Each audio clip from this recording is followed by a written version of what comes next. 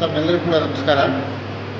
ಇವತ್ತಿನ ಈ ಒಂದು ಬಸವ ಜಯಂತಿಯ ವಿಶೇಷತೆ ಏನು ಅಂದರೆ, ಸುಮಾರು 50 ಚಿತ್ರಗಳಿಗಿಂತ ಮಿಗಿಲಾಗಿ ವರ್ಷಗಳಿಗೆ ಚಿತ್ರರಚನೆ ಮಾಡಿ ಚಿತ್ರ ಪ್ರದರ್ಶನ ಮಾಡಿರ್ತಕ್ಕಂಥದ್ದೇ ಒಂದು ದೊಡ್ಡ ವಿಶೇಷ ಅಂತ ಅನ್ಬೋದು. ಕಾರಣ ಏನು ಅಂತಂದರೆ, ವಚನಗಳಿಗೆ ಚಿತ್ರವನ್ನು ರಚನೆ ಮಾಡ್ತಕ್ಕಂಥದ್ದು ಕರ್ನಾಟಕದಲ್ಲಿ ಅತ್ಯಂತ ಅಪರೂಪ.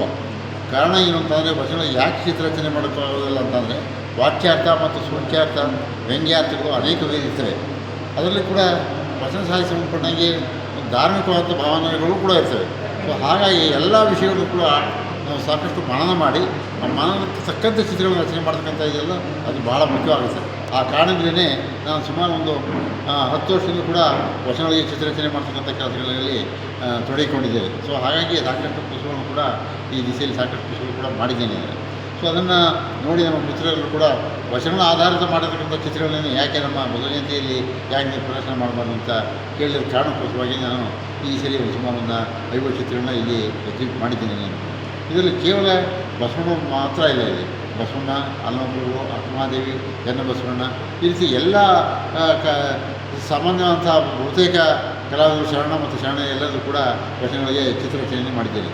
ಸತ್ಯಕ್ಕಂಥವ್ರು ಇರ್ಬೋದು, ಕಥಾಪುರದ ಕಾಯಕ ಸತ್ಯಕ್ಕಂತ ಇರ್ಬೋದು, ಇಂಥ ಅನೇಕ ದಲಿತ ಕಲಾವಿದರದ್ದು ಕೂಡ ಶರಣೆಯರದ್ದು ಕೂಡ ಚಿತ್ರರಚನೆ ಮಾಡಿದ್ದೀನಿ. ಅವ್ರು ಎಷ್ಟು ಮಟ್ಟಿಗೆ ಹೇಳಿರ್ತಕ್ಕಂಥ ಒಂದು ವಚನ ಇದೆ ಅಂತಂದರೆ ನೀವು ನೆನೆಸ್ಕೊಳ್ಳಿಕ್ಕೆ ಆಗಲ್ಲ. ಎಂಥ ವೇದಾಂತ ಓದಿರ್ತಕ್ಕಂಥವ್ರು ಕೂಡ ಆ ಮಟ್ಟದಲ್ಲಿ ಮಾತಾಡಲಿಕ್ಕೆ ಆಗೋದಿಲ್ಲ. ಆ ಮಟ್ಟದಲ್ಲಿ ಅದನ್ನು ಕೆಲವೊಂದು ವಚನಗಳೆಲ್ಲ ಹೇಳಿದ್ದಾರೆ. ಅದು ಚಿತ್ರದ ಸಹಿತ ಮಾಡಿದ್ದೀನಿ. ಆ ಚಿತ್ರ ನೋಡಿದಾಗ ನಾನು ಹೇಳೋದಕ್ಕೆ ಹೆಚ್ಚು ಸೂಕ್ತ ಆಗುತ್ತೆ. ಇನ್ನು ಸಮಾಜದಲ್ಲಿ ನಡೀತಕ್ಕಂಥ ಅನೇಕ ಕರ್ಮಕೋಟಲೆಗಳೇನಿವೆಲ್ಲ ಅದನ್ನು ಸರಿಪಡಿಸಲು ಆಗದೇ ಇರತಕ್ಕಂಥ ಸನ್ನಿವೇಶವನ್ನು ಕುರಿತು ಒಂದು ಸೊಗಸಾದಂಥ ಒಂದು ವಚನ ಬರ್ತದೆ. ಒಲೆ ಹತ್ತಿ ಉರಿದೊಡೆ ನಿಲ್ಲಬಹುದಲ್ಲದೆ ದಾರಿ ಹತ್ತಿ ಉರಿದೊಡೆ ನಿಲ್ಲಲಾಗದೆ, ಏರಿ ನೀರುಂಬಡೆ ತಾಯಿ ಮಲೆ ಹಾಲು ಮಂಜಾಯಿ ಕೊರುಬಡೆ, ನಾರಿ ತನ್ನ ಮನೆಯಲ್ಲಿ ಕಳುಬಡೆ, ಯಾರಿಗೆ ದೂರಲ್ಲಿ ಕೂಡ ದೇವ. ಅಂದರೆ ಇಡೀ ಊರಿಗೆ ಸಂಪೂರ್ಣವಾಗಿ ಊರಿಗೆ ನಿಂತ್ಕೊಂಡಾಗ ನಾವು ಯಾರು ಹೇಳೋದು ಅಂತಕ್ಕಂಥ ವ್ಯಥೆಯನ್ನು ಮಕ್ಕಳು ಹೇಳ್ತಕ್ಕಂಥ ಮಾತಿದೆಯಲ್ಲ, ಅದು ಇವತ್ತಿಗೂ ಕೂಡ ಪ್ರಸ್ತುತ. ಇವತ್ತೇನು ನಡೀತಾ ಇದೆ ಅಂತಾರಾಷ್ಟ್ರೀಯ ಯುದ್ಧದಲ್ಲಿ ಇರತಕ್ಕಂಥ ಇದೆಲ್ಲ ಅದೆಲ್ಲ ಯೋಚನೆ ಮಾಡಿದ್ರೆ ಅದು ಇವತ್ತು ಕೂಡ ಪ್ರಸ್ತುತ ಅಂತ ಹೇಳಲಿಕ್ಕೆ ಅದನ್ನು ನಾವು ತೌಲನಿಕವಾಗಿ ಒಂದು ಕಂಪ್ಯಾರಿಸನ್ ಜೊತೆ ನಾವು ಧಾರಾಳ ಮಾಡ್ಬೋದು. ಹಾಗೆಯೇ ನಮ್ಮಲ್ಲಿ ಇನ್ನೊಂದು ಭಾಳ ಮುಖ್ಯವಾದ ವಿಷಯ ಅಂತಂದರೆ, ನಮ್ಮ ಹಿಂದೆ ಇರತಕ್ಕಂಥ ಒಂದು ಚಿತ್ರ, ಒಂದು ಬಸವಣ್ಣವ್ರದ್ದು ಚಿತ್ರ ಇದೆ.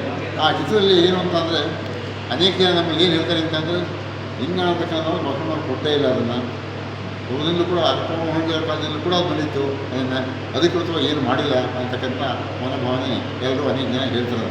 ಅದರಲ್ಲೂ ವಿಶೇಷವಾದ ಸನಾತನಿಗಳು ಅದನ್ನು ಪ್ರತಿಪಾದನೆ ಮಾಡ್ತಾರೆ. ಆದರೆ ವಾಸ್ತವ ಸತ್ಯವಾಗಿ ಅಂತ ಹೇಳಿದರೆ, ಬಸವಣ್ಣವರು ಸಮಕಾಲೀನರಾಗಿರ್ತಕ್ಕಂಥ ಚನ್ನಬಸವಣ್ಣವರು ಹೇಳಿರ್ತಕ್ಕಂಥ ಒಂದು ಸೊಗಸಾದಂಥ ಒಂದು ವಚನ ಇದೆ.